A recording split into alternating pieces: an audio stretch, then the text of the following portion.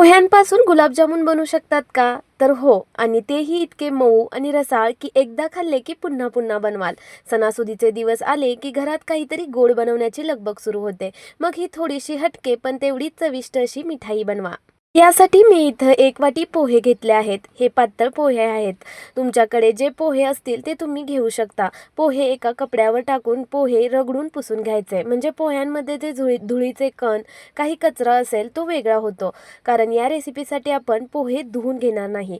कपड्याने पुसून झाल्यावर पोहे चाळणीत काढून चाळून घ्यायचे. म्हणजे पोह्यामधला कचरा सहज वेगळा होईल. तुम्ही पाहू शकता किती बारीक कचरा निघाला आहे.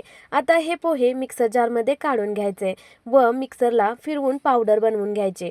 पोहे मिक्सरला फिरवले की याचं एकदम बारीक पीठ तयार होत नाही. रवाळ असे पोहे बारीक होतात. अगदी बारीक रवा असतो ना, त्याप्रमाणे पोह्याची पावडर तयार होते. आता गॅसवर पॅन किंवा कढई ठेवायची. यात आपल्याला घालायचं आहे दूध. इथं ज्या वाटीने आपण पोहे घेतले होते ना, त्याच वाटीने 1.5 वाटी दूध घेतलं आहे. घरातील कोणतीही 1 वाटी घेऊन एकाच वाटीने सर्व जिन्नस मोजून घ्या. दूध उकळायला लागलं की गॅसची फ्लेम लो करायची आणि बनवलेलं पोह्याचं पीठ घालायचं आणि हे पीठ व्यवस्थित दुधात मिसळून घ्यायचं. पटकन हे पीठ दुधात मिसळून घ्यायचं म्हणजे यात गुठळ्या होणार नाहीत. हे पीठ सतत हलवत घट्ट होईपर्यंत शिजवून घ्यायचं आहे. पोहे जास्त प्रमाणात पाणी शोषत असल्यामुळे हे पटकन 2च मिनिटात अगदी घट्ट होतं. जास्त घट्ट करायची गरज नाही. व्हिडिओत दाखवल्याप्रमाणे कन्सिस्टन्सी आली की गॅसची फ्लेम बंद करा व झाकण ठेवून 5 मिनिटांसाठी हे पीठ असंच वाफवून घ्यायचं. पीठ थोडं थंड होतंय तोपर्यंत पाक बनवून घेऊ. त्यासाठी मी इथं 1 वाटी साखर घेतली आहे. जेवढी साखर घेतली आहे तेवढंच पाणी घालायचं. 1 वाटी साखरेसाठी मी 1 वाटी पाणी वापरलं आहे. ज्या वाटीने पोहे घेतले त्याच वाटीने साखर पण घेतली आहे. सतत हलवत साखर पाण्यात विरघळवून घ्यायची. साखर विरघळली की मीडियम फ्लेमवर 4 ते 5 मिनिट पाक उकळून घ्यायचा.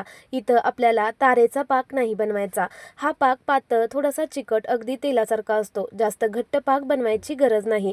सगळ्यात शेवटी गुलाबजामुनला चांगला फ्लेवर देण्यासाठी मी इथं केसर काड्या व अर्धा चमचा वेलची पूड घातली आहे व व्यवस्थित पाकात मिसळून गॅस बंद केला. पीठ पण थंड झालं आहे. हे पीठ थंड होईल तसं जास्त घट्ट होतं आणि गुलाबजामुनला चांगला मावा फ्लेवर यावा म्हणून यात 2 ते 3 चमचे मिल्क पावडर घालायची. इथं जे 10 रुपयेवालं मिल्क पावडरचं पॅकेट भेटतं ना, ते जरी वापरलं तरीही चालेल. त्याचबरोबर 1 चमचा मैदा घालायचा. मैदा नसेल वापरायचा तर कॉर्नस्टार्च किंवा गव्हाचं पीठ वापरलं तरीही चालेल. पण 1 चमचा नक्की वापरा, कारण पोहे जास्त पाणी पितात आणि लवकर कोरडे होतात. त्यामुळे मैदा बाइंडिंगचं काम करेल आणि गुलाबजामुनला क्रॅक्स येणार नाहीत आणि गुलाबजामुन एकदम परफेक्ट गोलाकार तयार होतील. पीठ हाताने चांगलं मऊ करून घेत मळायचं म्हणजे मिल्क पावडर व मैदा चांगला मिसळला जाईल. मळताना हाताला जास्त चिकटत असेल तर हाताला व ताटाला थोडं तेल किंवा तूप लावून पीठ चांगलं मऊ करायचं. सध्या हे पीठ थोडं हलकंसं गरम आहे, पूर्णपणे थंड झालेलं नाही. जसजसं तुम्ही मळून घ्याल तसं जास्त चिकट आणि मऊ होईल. आता एकदम सॉफ्ट गोळा तयार झाला की हाताला थोडं तूप किंवा तेल लावून हातावर गोलाकार छोटे गोळे बनवून घ्यायचे. पीठ एकदम परफेक्ट मऊ तयार झाल्याने तुम्ही पाहू शकता किती सहज गुलाबजामुन बनत आहेत आणि मी इथं रेग्युलर गुलाबजामुन बनवतो त्याच आकाराचे सर्व गोळे बनवून घेतले आहेत.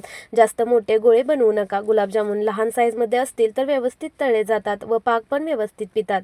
मी इथं पॅनमध्ये तेल गरम करायला ठेवलं होतं. तेल चांगलं कडकडीत गरम झालं आहे, पण गुलाबजामुन सोडण्याआधी छोटीशी गोळी यात सोडून पाहायची व तेलाचं टेम्परेचर चेक करायचं. गॅसची फ्लेम हाय करूनच एक एक गुलाबजामुन तेलात सोडायचे. मी इथं सर्व गुलाबजामुन एकाच वेळी तेलात सोडले आहेत. गुलाबजामुन तेलात सोडून झाले की गॅसची फ्लेम मिडियम करायची व गुलाबजामुनचा रंग बदलेपर्यंत गॅसची फ्लेम मिडियमच ठेवायची. हळूहळू रंग बदलायला लागला की गॅसची फ्लेम लो करायची आणि चांगले खरपूस रंगावर गुलाबजामुन तळायचे. तुम्ही पाहू शकता किती सुरेख रंग आला आहे. असं वाटतच नाही आहे की पोह्यापासून बनलेत. मला इथं हे गुलाबजामुन तळण्यासाठी 7 ते 8 मिनिट लागले आहेत. तुम्ही जर थोडे थोडे तळले तर जास्त लवकर होतील. सर्व गुलाबजामुन मी तळून काढून घेतले आहेत. आता आपण बनवलेला पाक थोडा थंड झालेला, त्यामुळे मी पाक हलका गरम करून घेतला आहे व एका दुसऱ्या भांड्यात काढून घेतला. यात सर्व गुलाबजामुन सोडले. गुलाबजामुन पाकात सोडत असताना पाक नेहमी थोडासा गरम असावा, म्हणजे पाक गुलाबजामुनच्या व्यवस्थित आतपर्यंत जातो व लवकर पाकात गुलाबजामुन मुरतात. झाकण ठेवून 2 ते 3 तास पाकात असंच मुरू द्या किंवा माझ्यासारखं रात्रभर पाकात ठेवलं तरीही चालेल. तुम्ही हे एकदम ज्युसी, आतून सॉफ्ट, अतिशय चविष्ट गुलाबजामुन घरच्यांना बनवून खाऊ घातले ना, त्यांना विश्वासच बसणार नाही की हे पोह्यांपासून बनलेत. मग या सणासुदीच्या दिवसांमध्ये ही साधी, सोपी, तेवढीच गोड रेसिपी तुम्ही पण बनवून पहा व कशी झाली कमेंटमध्ये नक्की सांगा. अशा नवनवीन रेसिपीजसाठी चॅनल सबस्क्राईब करायला विसरू नका. भेटू पुन्हा.